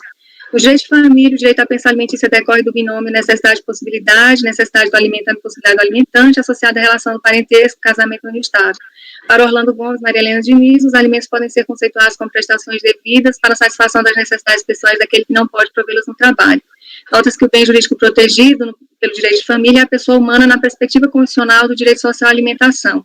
Assim, as regras contidas no direito de família, regentes do tema, têm como finalidade resguardar o sustento, a alimentação daquelas pessoas que, em virtude de um vínculo de parentesco, cônjuge ou companheiro, diante de um fato jurídico, seja ele o divórcio ou a dissolução da união estável, ficam em situação de vulnerabilidade.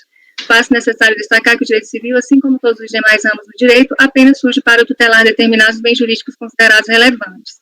Ocorre que, quando mantido o vínculo conjugal, as relações familiares de mútuo sustento são regidas no âmbito da família, não havendo qualquer necessidade de intervenção jurídica do Estado. Ora, o direito surge para tutelar bens jurídicos, como dito anteriormente, assim, não havendo violação a bem jurídico, não há que se falar em tutela jurídica. Com isso, observa-se que o pagamento da pensão alimentícia, quando mantido vínculo conjugal, embora não proibido pelo direito, pois no direito privado é permitido fazer tudo aquilo que a lei não proíbe, em decorrência do princípio da autonomia e da vontade, possui um cunho convencional e não obrigatório. Cabe salientar que importa ao direito de família o cumprimento da obrigação legal de pagar alimentos, pois o seu descumprimento enseja, inclusive, prisão por dívida, que não ocorre diante de inadimplemento de obrigação convencional. Assim, a pensão alimentícia para fins de dedução é, por interpretação lógica e sistemática jurídica, a decorrente de uma obrigação legal e não decorrente da liberalidade. É por isso que eu voto por conhecer do recurso e, no mérito, negar-lhe provimento. Conselheiro Mário, já é uma situação bastante... a gente já votou. Acompanho, presidente. Conselheira Ana Paula. Eu acompanho também. Conselheiro Pedro Paulo. Acompanho, presidente. Conselheiro Maurício. Acompanho, presidente. Conselheiro João Vitor. Acompanho. Conselheira Rita. A relatora. Eu também acompanho. Então, o processo número 221, João Batista de Camargo Júnior, por unanimidade de votos, conhecer do recurso e do mérito, negar-lhe provimento. Bom, passamos então para o 222. Pelo jeito, agora o tema já é pensão alimentícia, né? Presidente, aí, assim, por isso que eu fiz questão de ler o primeiro, porque como os outros utilizam um fundamento bem parecido, aí já as pessoas que vão assistir e os senhores já sabem, né, qual a fundamentação que eu estou utilizando. Deixa eu só, então, apregoar o processo 222 da pauta, contribuinte José Silvério de Castro, ainda da relatoria da conselheira Ana Cecília. Pois não, Ana. Ok. Aqui trata-se de recurso especial interposto pelo contribuinte. A matéria que subiu é a dedução de pensão judicial paga filho maior de 24 anos. Aí aqui, no meu voto, eu faço menção ao que foi consignado pela decisão recorrida, e aí eu vou passar aqui a minha conclusão, porque os fundamentos que eu adoto, eles são similares ao que eu acabei de fazer a leitura no voto anterior, e a minha conclusão é a seguinte: ocorre que, quando superada a idade de 24 anos, e sendo a pensão decorrente de acordo homologado judicialmente, não se pode presumir a existência da necessidade estabelecida no direito civil para o fim de pagamento da pensão alimentícia, pois nada impede que esse tipo de acordo ocorra ou perdure por mera liberalidade das partes, razão pela qual se mostra imperiosa a análise casuística com o fito no arcabouço probatório. Diferentemente da análise do pagamento da pensão decorrente de processo judicial, no qual há uma determinação do juiz para o pagamento da pensão, que em regra ocorre com base nas regras de direito de família, nas normas de direito de família, há, portanto, ao meu ver, uma presunção relativa quanto à necessidade da prestação. Eu faço um quadro comparativo aqui e informo que, conquistando os autos, não se vislumbra a existência de elementos aptos à demonstração do atendimento às regras de direito de família quanto ao pagamento da pensão à filha, que contava com 27 anos no ano calendário de 2010. Portanto, com base em uma interpretação sistemática das novas leis que tem, entendo pela impossibilidade da dedução realizada, pois no presente caso concreto a manutenção do pagamento da pensão consubstanciou-se em pagamento voluntário e desvinculado de obrigações legais atinentes às regras de direito civil em contradição com o disposto no artigo 8º, inciso 2, a linha F da Lei 9.250, que eu transcrevo. Aí, com isso, observe-se que o pagamento da pensão alimentícia, quando mantido ou realizado por mera liberalidade, embora não seja proibido, são aquelas considerações que eu já tratei, destaques que importa ao direito de família, o cumprimento de obrigação legal e tudo. Então, a minha conclusão final é de que eu voto por conhecer do recurso no mérito dar-lhe provimento. Dar-lhe provimento? Opa, negar-lhe, é do contribuinte, perdão, negar. Só conferência do contribuinte aqui mesmo. Eu não entendi nada. Não, esse é do contribuinte. Contribuinte José então, é negar provimento. Conselheiro Mário. Acompanha a relatora, presidente. Conselheira Ana Paula. Acompanho também. Conselheiro Pedro Paulo. Acompanha a relatora. Conselheiro Maurício. Acompanho, presidente. Conselheiro Aldinucci. Acompanha. Conselheira Rita. Relatora. Eu também acompanho por unanimidade de votos, conhecer e, no mérito, negar-lhe provimento.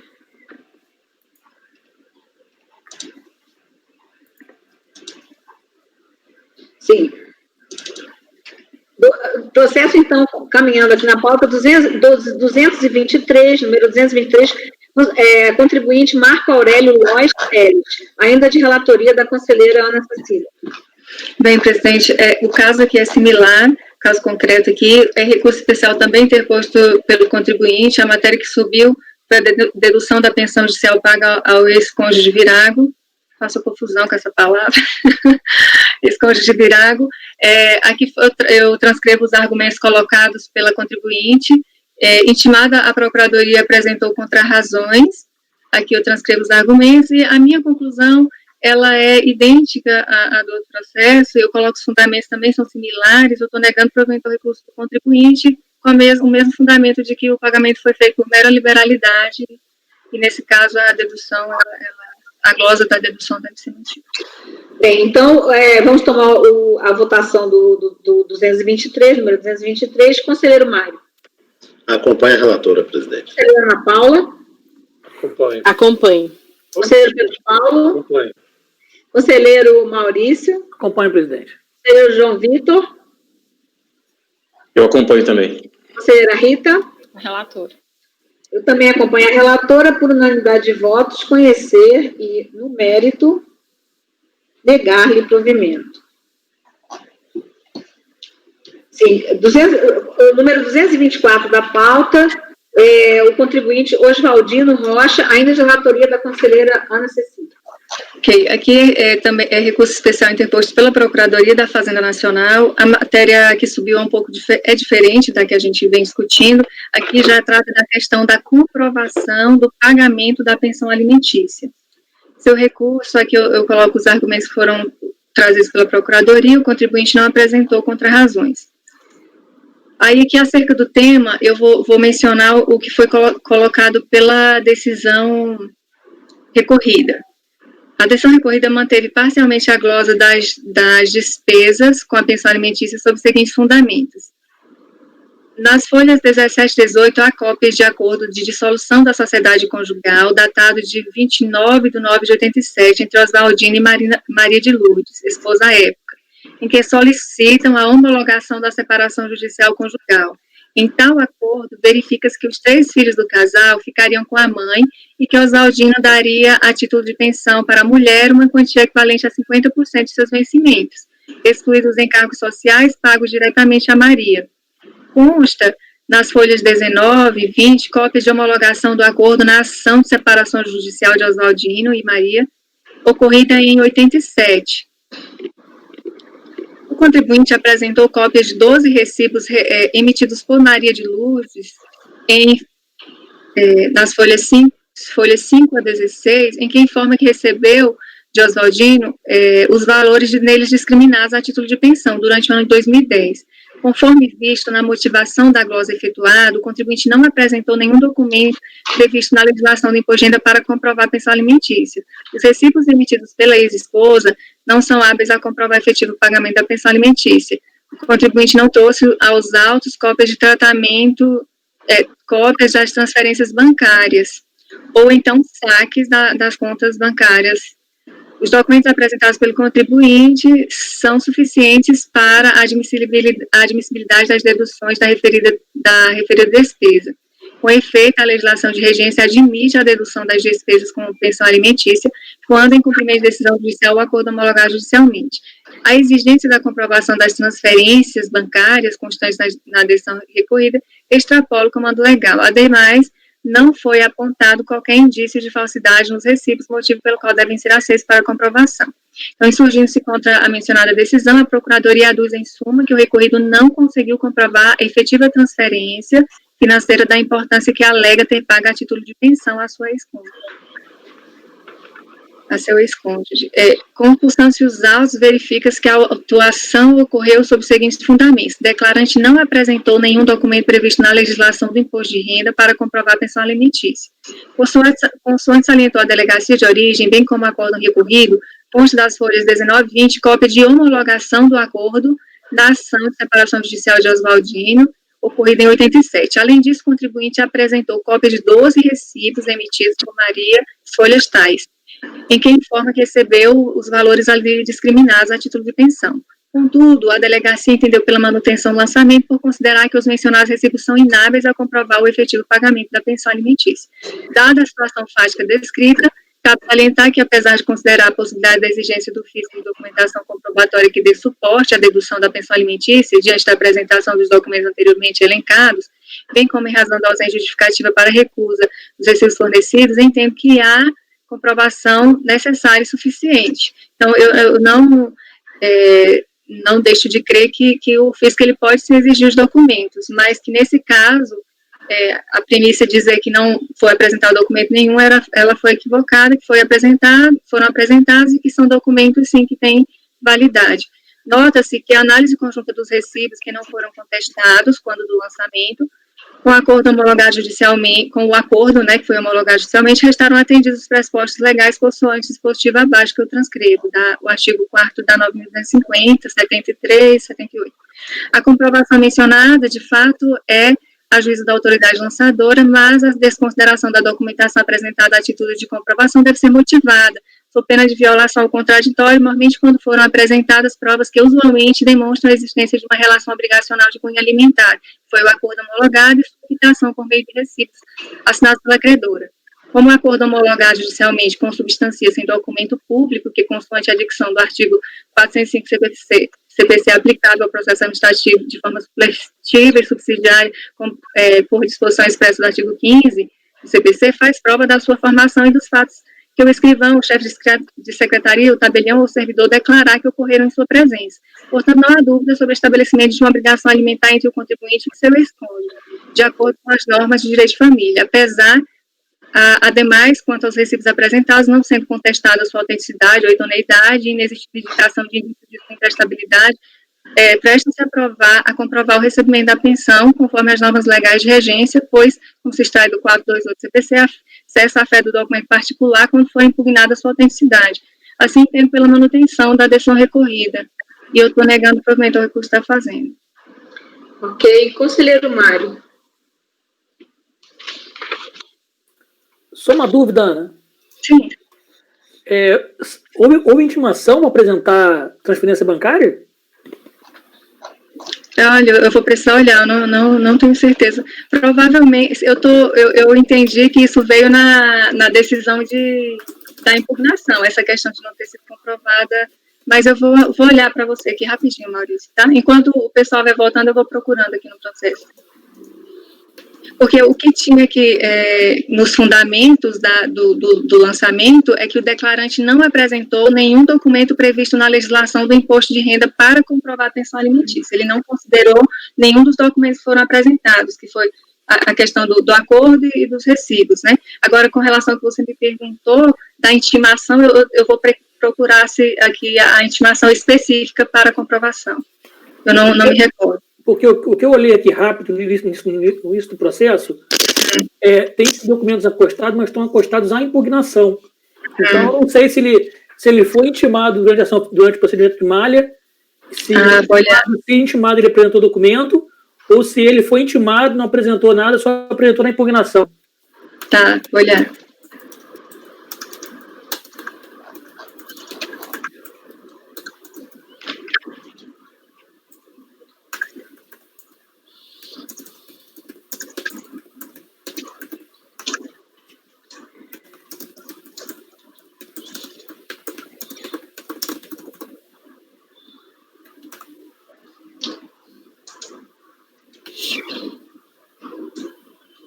Não consta as intimações aí, não? Então, só tem um arquivo aqui da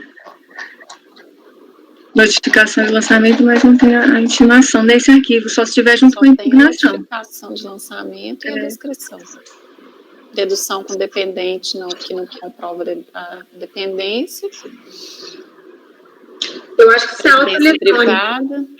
Acho que isso é um auto eletrônico. Eu acho que é eletrônico. Nem foi feito isso. Se foi, não está no processo, né? Aliás, alguém viu aí a declaração do imposto de renda? Também não tem, não. Não está juntado, não. Aí também é algo... não tem nem a declaração do contribuinte, quer dizer, a gente nem é um documento básico, né, que se coloca nesses casos de glosa. Se você está glosando alguma coisa declarada, no mínimo tem que ter a declaração, até para a gente ver quanto foi declarado, para quem. Não tem aquele arquivo, não, tipo, como naquele outro processo, não, né, Maurício? Com que vocês conseguem? Eu olhei, Ana Cecília, já olhei, não tem, não.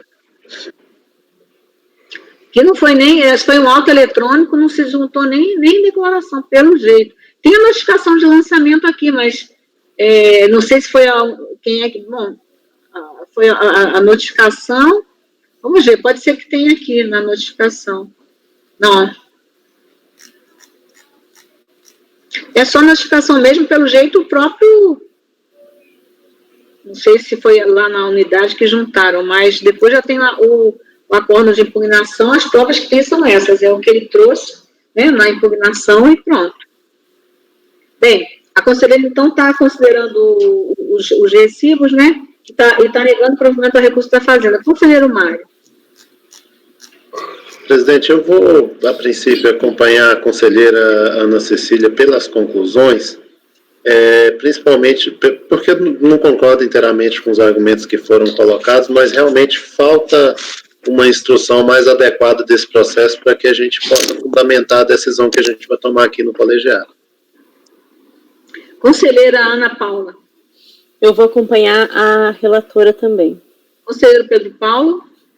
Acompanho, presidente. O caso de pensão alimentícia, essa coisa de exigência da comprovação da efetividade, até uma certa novidade, nunca se pede, né? Porque a decisão judicial, a homologação ou sentença, cria a obrigação, o adimplemento ou não da obrigação é um problema que diz mais respeito ao beneficiário ou não, a não ser que, eventualmente, no caso de um indício, de uma suposta fraude, se justificava, né? Sem nenhuma justificativa, você exigir a comprovação, até porque uma relação entre parentes, não sei o que, essa coisa pode ser feita com certa informalidade, não é? Então, acho que no caso não foi apresentado nenhum elemento que justificasse qualquer desqualificação ou suspeita sobre o documento público, né, que constituiu a obrigação de pagar alimentos, portanto, eu acompanho a relatora. Conselheiro Maurício. Está sem voz, Maurício. Presidente, eu vou acompanhar pelas conclusões. até porque eu entendo assim, que esse juízo de valor, se fazia necessário ou não pedir desembolso, eu acho que não compete a gente aqui, essa autoridade que está efetuando o procedimento fiscal. Mas, nesse caso, sequer há evidência de que tenha havido pedido essa transferência de numerário, né? Não tem intimação. Esse caso aqui, normalmente, esses autos eletrônicos automáticos, eles saem quando é omissão de rendimento, que o sistema pega lá e já leva o auto direto sem intimar. Como aqui tem muita glosa nesse processo, aparentemente, houve uma intimação fiscal antes, sim. O problema é que não está instruído, não tem intimação. Se foi feita, não tem aqui sequer a resposta do contribuinte a ela, né? Então, eu estou acompanhando a relatora pelas conclusões. Tantas glosas, nem a declaração foi juntada até para se verificar. Isso, mais um elemento. E, Maurício, mas eu deixo até, assim, claro, tem um dos parágrafos que eu coloco, eu falo, apesar de considerar a possibilidade de exigência pelo fisco de documentação comprobatória que dê suporte à dedução da pensão alimentícia, só que diante da situação desse caso concreto aqui, não então, realmente... Nesse ponto que eu tenho divergência, assim, porque eu entendo que não é a gente, assim, posição minha, né? Não sou eu, o conselheiro, que faço essa análise se caberia ou não ele pedir o desembolso, né? A confissão do desembolso. Eu acho que isso aí é juízo de quem está fiscalizando. Assim, o que eu vejo é, ele pediu, atendeu, não atendeu, ou não pediu. Entendi. Entendeu? O posicionamento é esse. Mas nesse caso eu gosto também não tem, né? Porque também não tem isso. Sim, né? Não tem isso. Não tem. Bom, aí você está acompanhando a relatora pelas conclusões, é isso, Maurício? Tá, conselheiro João. Presidente. Conselheiro João Vitor. Eu acompanho, achei bem interessante a construção de raciocínio do Dr. Pedro Paulo, porque, na verdade, há uma comprovação em conteste da obrigação em si, né? Não, ainda que se pudesse questionar a questão do adimplemento, vamos deixar a questão do adimplemento de lado, mas a prova da obrigação ela está bem caracterizada nos autos porque existe uma decisão judicial. Então, a obrigação ela é em conteste. E aí, o maior interessado no caso aí, que é o beneficiário da pensão, deu recibo dizendo que recebeu a pensão alimentícia, né? Então, isso, para mim, realmente comprova e eu acompanho a relatora. Conselheira Rita. Com a relatora. Eu também acompanho a relatora. Então, no caso do número 224, por unanimidade de votos, conhecer do recurso, no mérito, negar-lhe provimento. O conselheiro Maurício votou pelas conclusões, não é isso? Maurício e Mário, presidente. Isso, presidente. Maurício e Mário. Ok. Os conselheiros Maurício e Mário votaram pelas conclusões. Sim, 225 da pauta, o contribuinte Francisco Mango Neto, aliás, o 225, 226, 227, 228 e 229, todos são do mesmo contribuinte Francisco Mango Neto, de relatoria da conselheira Ana Cecília. Sim, presidente. Eu vou começar aqui nessa ordem da pauta, aí quando o pessoal estiver votando, eu vou conferindo se os próximos eles são exatamente iguais ou se tem alguma questão diferente, para poder afirmar ao final se o resultado será um. O recurso interposto aqui foi interposto pelo contribuinte. Aqui eu faço aquele mesmo relato. E aí, a matéria que subiu para a rediscussão é definir a definição da possibilidade da dedução de pensão alimentícia com base da pensão alimentícia da base de cálculo do imposto de renda, quando os valores são pagos em decorrência de acordo homologado judicialmente, sem a ocorrência de dissolução do vínculo conjugal. Tem esse aspecto aqui. Nesse caso, eu faço aqui a transcrição do acórdão recorrido, de trechos que eu considero relevantes, que foram as razões de decidir, e aí, a seguir, eu trato daqueles mesmos fundamentos que eu já elenquei anteriormente, fiz a leitura na íntegra, que eu acho desnecessário repetir, que é aquela construção jurídica que eu já fiz menção anteriormente, e aí, ao final, eu vou aqui para a conclusão, presidente. Cabe salientar, assim, no presente caso, não se vislumbra a existência de direito à dedução pleiteada, pois a pensão alimentícia descrita na norma é por uma interpretação lógica e sistemática jurídica decorrente de uma obrigação legal e não decorrente de mera liberalidade. Então, nesse caso aqui, eles mantiveram o vínculo conjugal, né, E aí, de fato, eu estou negando o provimento ao recurso do contribuinte. Eu vejo que seja o caso da dedução. Sim, então 225, contribuinte Francisco Mango Neto, vou tomar os votos do conselheiro Mário. A conselheira está conhecendo e negando o provimento ao recurso. Conselheiro Mário. Com a relatora, presidente. Conselheira Ana Paula. Com a relatora também. Conselheiro Pedro Paulo. A relatora. Conselheiro Maurício. Com a relatora. Conselheiro João Vitor. Com a relatora. Conselheira Rita. Com a relatora. Eu também voto com a relatora, então, por unanimidade de votos, conhecer do recurso e do mérito, negar o provimento.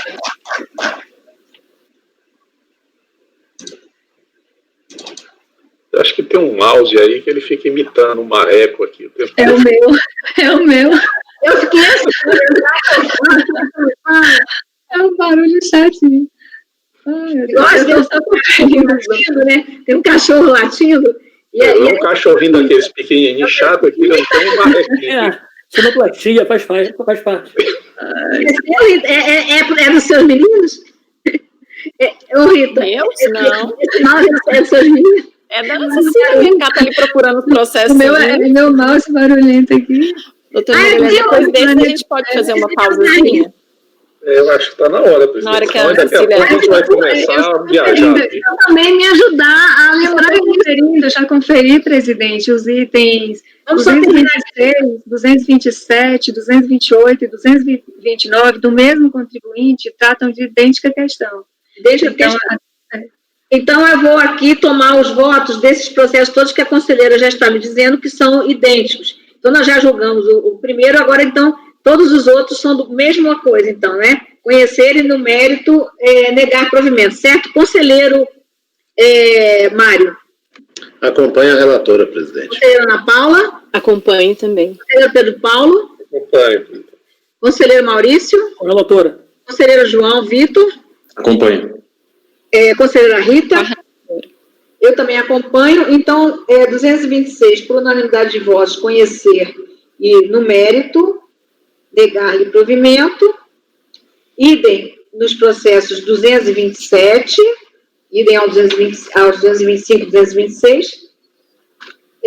O 228 também idem aos anteriores, 226, 227. Primeiro foi 225, né? Idem 225, 226, 227. E o 229 também, idem 225, 226, 227 e 228, não é isso? 25, 26, 27, 28 e 29, exatamente. Bom, então vamos fazer um intervalo, são 16h40, vocês querem voltar a 5 para 16h55, pode ser? Pode. Então, bom intervalo para vocês. E quem dera que eu tivesse um café. Pode encerrar. Eu vou trazer esse café para fazer aqui com água aqui. Pode encerrar. Interromper a gravação? Pode encerrar. Então ficou de 15 minutos o intervalo, né? Apoio, por favor, poderia interromper a gravação, por favor? Ok, gravação encerrada.